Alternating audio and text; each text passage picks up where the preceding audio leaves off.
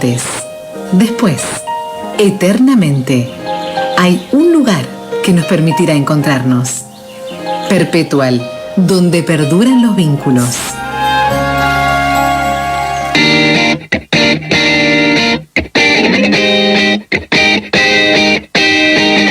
Todavía no se ha devuelto la normalidad a buena parte de los demandantes de GNC y gas en las empresas, mientras el discurso de los que tienen el anti, más allá de la lógica de entender lo que está pasando, le siguen echando la culpa que fue toda una mentira lo del gasoducto Néstor Kirchner, ¿no?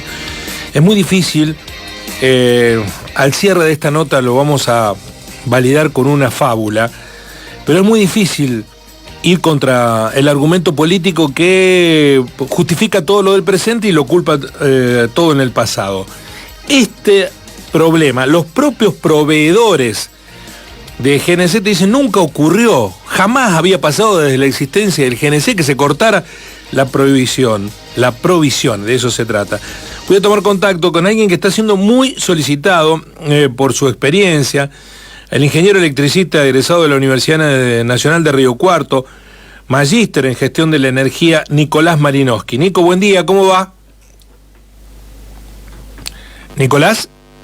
Sí, ¿me escuchás? Ah, ahora te escucho perfecto. ¿Cómo estás, Nico? Buenos días, ¿cómo anda toda la comunidad de Río Cuarto? ¿Bien? Muy bien, muy bien. Entre estudio de televisión y estudio de televisión te enganchamos en un minuto.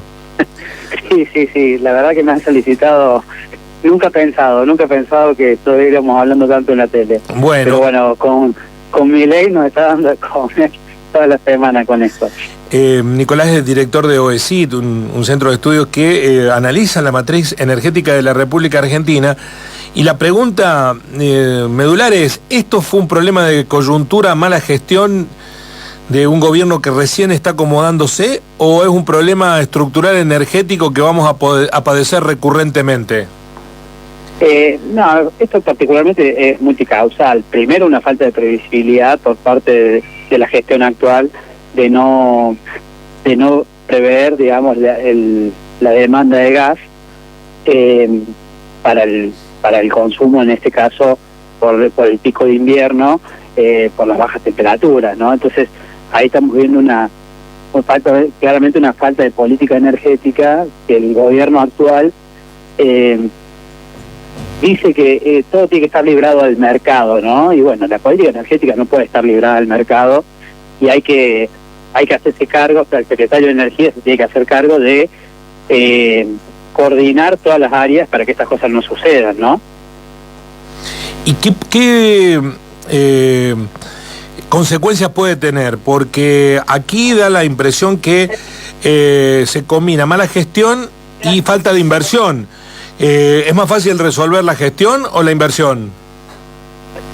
No, bueno, justamente el gobierno nacional canceló todo tipo de obra pública que estaba dando vuelta, y entre ellas las obras energéticas, ¿no? Entonces, no se pudieron terminar en estos 5 o 6 meses que empezó el gobierno de Javier Milei las obras asociadas al gasoducto presidente Néstor Kirchner, que faltaban, eran complementarias a las que al tramo ya inaugurado el año pasado. Recuerden que el año pasado encima se acusaba que el gobierno había mentido y que el gasoducto no existía, ¿no? O sea, ese tipo de operaciones de prensa vivimos el año pasado.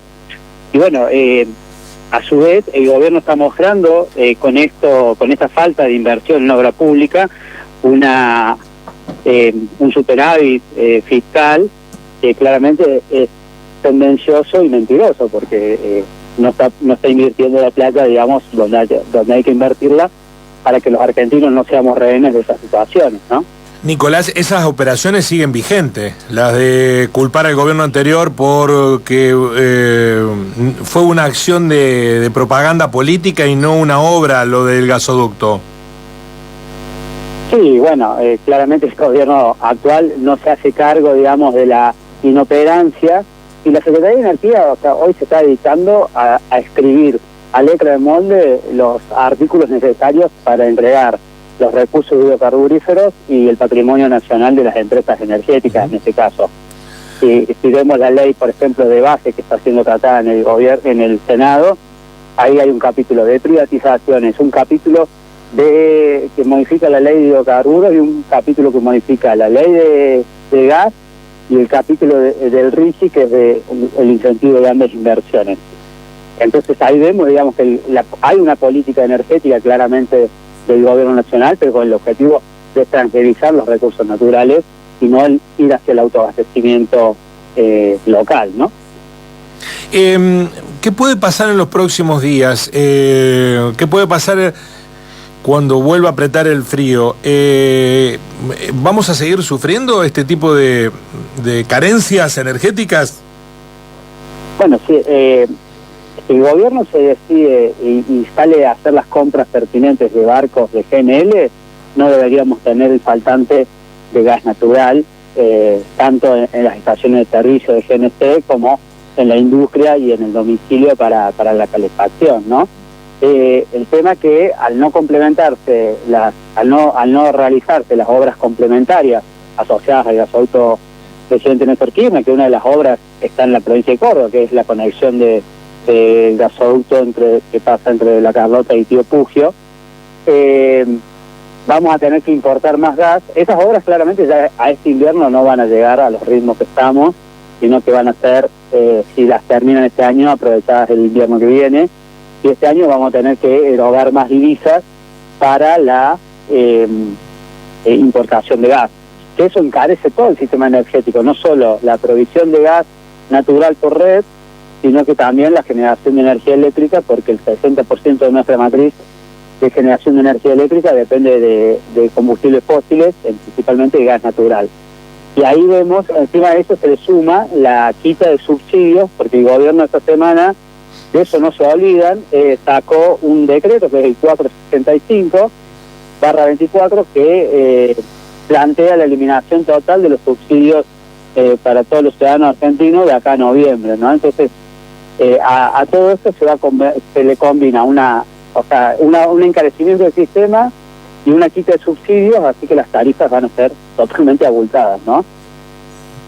¿Es posible que falte energía eléctrica en el invierno? Porque los analistas más extremistas daban cuenta de eso, que podríamos volver a un régimen de tener que racionalizar la energía eléctrica. ¿Es tan extremo el momento que vivimos?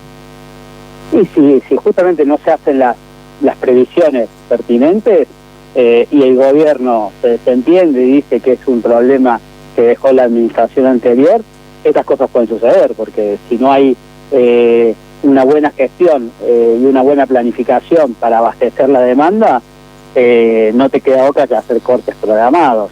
Estas cosas, una gestión puede hacer una administración de la demanda, son instrumentos que tiene la Secretaría de Energía de hacer cortes programados y demás, pero lo que estamos viendo acá, digamos, es un abandono y yo no diría que sea por omisión, sino es una decisión política el no autoabastecer al país y el dejar y el perder la soberanía energética, si se quiere, ¿no? Aquí hay una especie de limitante ideológico en el gobierno, porque da la sensación que es muy difícil que no se entienda la importancia de disponer de la energía. Ayer el país debe haber perdido miles de millones de pesos por el faltante de GNC. Claro, vos fíjate, por un lado critican cuando hay una movilización, un paro nacional, y ayer hubo un paro indirecto, ¿no? O sea, si no había transporte por falta de GNC, imagínate todo lo que se paró, ya sea en movilidad de las personas, en transporte de mercadería y demás. Y todas esas pérdidas, ¿quién las suple, digamos? El gobierno no las suple. Y a su vez, un presidente que estaba en Estados Unidos, reunido con el CEO de Google, con el CEO de Apple, con una agenda totalmente disociada a la realidad que estamos viviendo en el país, y ahora justamente se iba a juntar con estos días también allá en Estados Unidos, que le gusta ir tanto, con Elon Musk, que es el CEO de Tesla, y es uno de los que está interesado en el litio argentino, porque Tesla, para el que no conoce, es la segunda fábrica a nivel mundial de autos eléctricos. Entonces necesitan de estos recursos naturales para la competencia con China y proveer al mundo de movilidad eléctrica, que es la tendencia que se viene para los próximos 20 o 30 años.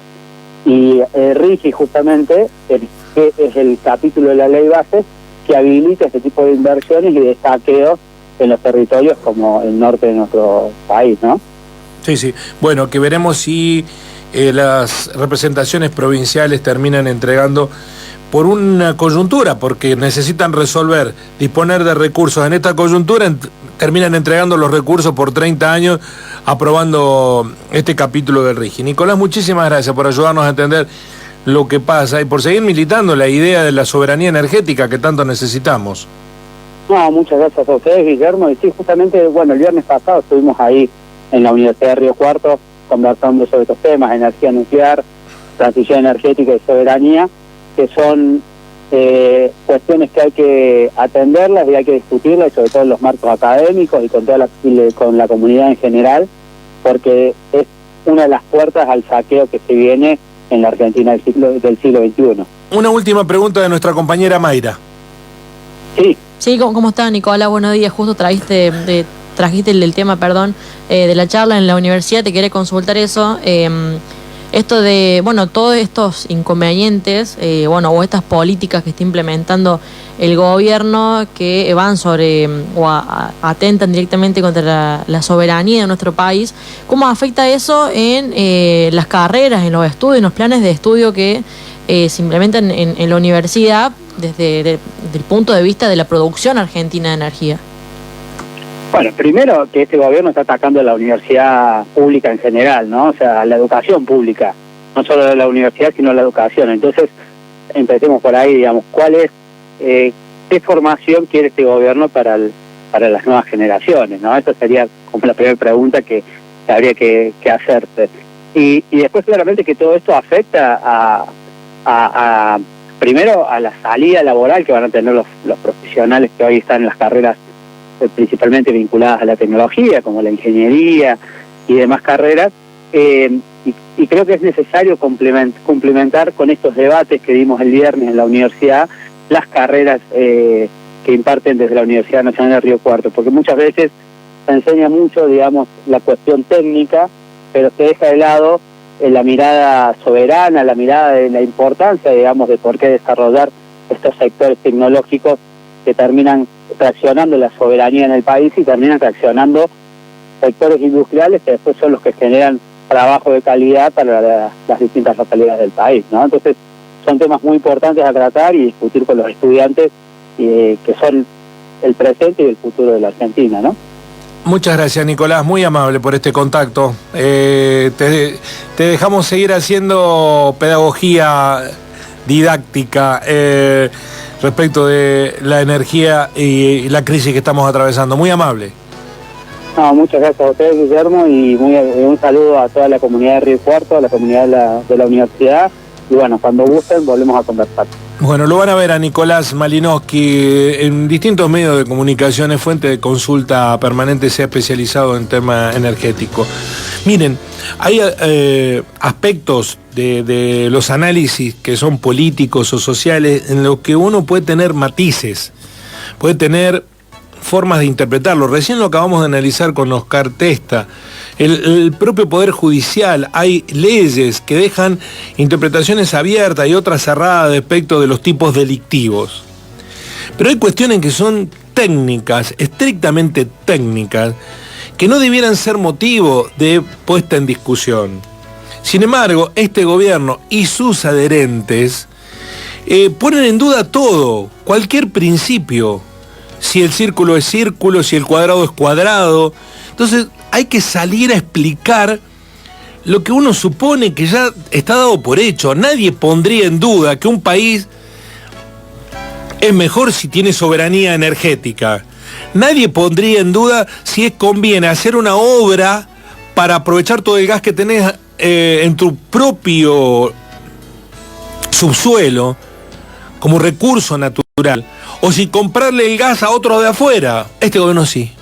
Y sus adherentes, incluidos periodistas, gente que uno cree que piensa, que genera un mínimo concepto de respuesta racional a los problemas que tenemos y no todo ideologizado al extremo. Voy a utilizar una fábula que está muy difundida en las redes sociales. No he podido encontrar quién es el autor de la fábula, pero prometo, porque me gusta citar a aquellos que te ayudan a pensar, lo que implica este momento para muchos de nosotros que intentamos hacer entender o explicar la realidad. A lo mejor esta fábula con la que cerramos esta participación, justamente con este tema, nos ayuda a entender lo que estamos atravesando, con la energía y con muchas otras cosas más.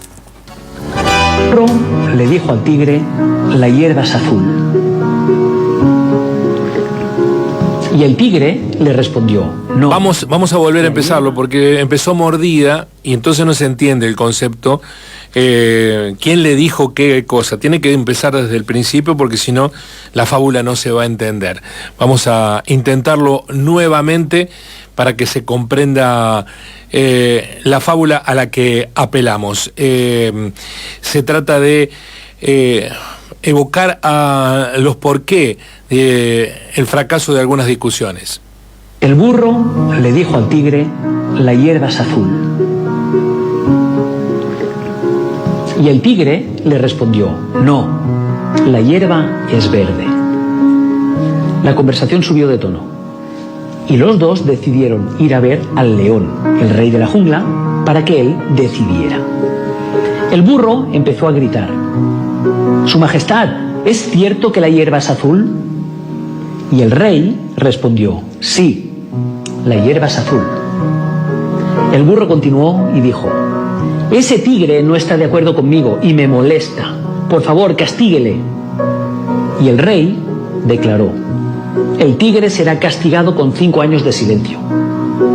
El burro salió corriendo, contento por su victoria. El tigre aceptó su castigo, pero antes de irse le preguntó al león, Su Majestad, ¿por qué me ha castigado? La hierba es verde. El león le respondió, ya sé que la hierba es verde. Y el tigre preguntó de nuevo, entonces, ¿por qué me castiga? El león respondió, tu castigo no tiene nada que ver con el color de la hierba. El castigo es porque no tolero que un animal valiente e inteligente como tú pierda tiempo discutiendo con un burro y además venga a molestarme con estos temas sin importancia. Moral de la historia. La peor pérdida de tiempo es discutir con el tonto al que no le importa la verdad y que no está dispuesto a cambiar de opinión, solo le preocupa tener razón. Muchas personas están ciegas por culpa del ego, por culpa de la rabia o del resentimiento, y lo único que quieren es tener razón, aunque no la tengan. No pierdas el tiempo con ellas. Así son las cosas, conciencia y verdad.